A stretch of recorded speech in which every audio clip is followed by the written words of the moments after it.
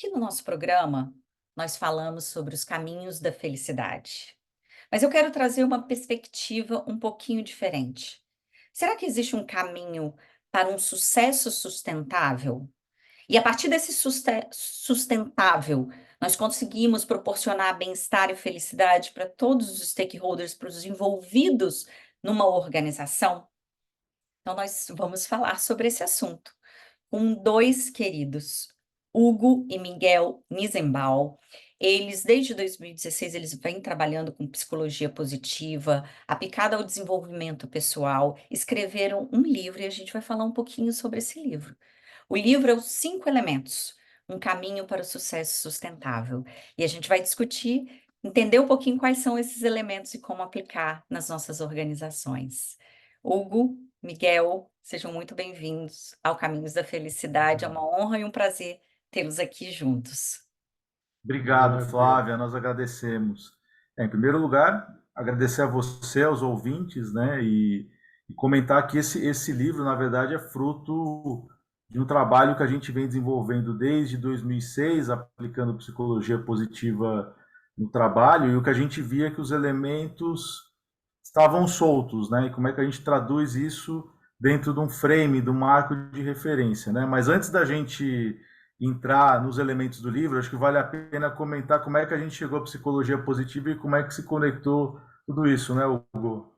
Perfeito. Bom, eu me formei em psicologia humanista, Maslow, Rogers, e para mim foi um processo natural quando descobri, em 2005, a psicologia positiva. Diz, bom, esta é uma vertente que consegue mensurar de forma científica aqueles aspectos que a psicologia humanista já falava, porque a partir de 1970. Então, para mim foi uma festa encontrar um caminho, okay, que inclusive um dos meus professores foi aluno de Carl Rogers. Então, Não, imagina a festa que foi para mim encontrar o Seligman, encontrar Kim Cameron, encontrar Barbara Fredrickson, e realmente nós acabamos mergulhando, okay, na psicologia positiva, okay, ao ponto de dizer o seguinte: como é que nós, e esse talvez seja um dos primeiros elementos que nos levou posteriormente ao livro, como identificamos o que as pessoas têm de melhor. Esse foi o pontapé inicial, e aí o que a gente chegou à conclusão é que conhecer os pontos fortes, e seja lá qual for o meio que você for utilizar, porque pode ser através da observação, do mindfulness, ou usar algum assessment para você identificar os seus talentos, ou com o apoio de alguma mentoria. O ponto é que quando você fica exclusivamente nos pontos fortes e deixar de lado os outros elementos, que são os primeiros elementos que a gente já vai comentar, que é propósito, ou seja, o que eu quero para mim, significado, como é que eu conecto o que faz sentido no trabalho, e garra, como é que eu manifesto vontade antes de... Se eu não tenho esses elementos, três elementos anteriores, a gente vai ter dificuldade de manifestar os nossos pontos fortes de uma maneira mais sustentável, né? E o quinto elemento, que a gente chama de gestão de energia, porque o tempo ele é um recurso, mais do que gestão do tempo, porque o tempo ele é um recurso não renovável. As tuas energias, física, mental, emocional, relacional, são coisas que são renováveis. Então, como é que eu administro isso para fazer com que essa autogestão seja sustentável ao longo da jornada? Então, o que a gente fez no livro, né, Hugo, foi compilar esses cinco elementos. Vou mencionar na ordem, vale mencionar na ordem, Vamos né? mencionar na ordem. E por que nós chegamos a eles? É interessante. Nós aplicamos a nossa ferramenta, mapa de talentos, para o pessoal. Isso, bom, tudo bem, tem essas coisas boas. E agora, o que eu faço com isso? isso. Como é que eu consigo traduzir isto na prática, na minha vida? Já que queremos buscar sucesso, queremos buscar felicidade, mas que seja sustentável ao longo do tempo. E aí vieram naturalmente algumas coisas como: para que eu faço o que eu faço? E aí nós estamos falando de propósito. Não o que eu vou fazer, mas para que eu vou fazer. É o Perfeito. famoso why, ok? E não o what, ok? Então esse foi o primeiro. E aí nos levou, bom, tudo bem, se isso faço, isso vai contribuir para o significado.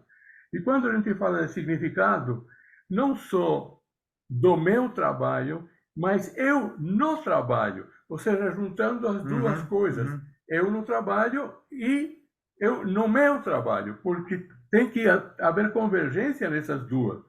E isso exige um autoconhecimento. Porque na verdade, significado é uma conexão entre a identidade, aquilo que eu faço e com quem eu me relaciono, no ambiente que eu estou inserido. Então, a gente ter essa consciência é super relevante para que isso seja sustentável. E o último ponto que a gente já sabe, que é a questão da garra, que a garra ela supera até uma base de formação inicial frente a outras pessoas que às vezes têm com melhores recursos, né? A gente vê isso todo dia no esporte, na música e tantos outros exemplos, inclusive no mundo corporativo. Então, a garra como um elemento fundamental para as pessoas trabalharem autodisciplina e autorregulação, né? Como algo que ajuda a manifestar os pontos fortes, né? E a garra acaba sendo uma medida de resiliência.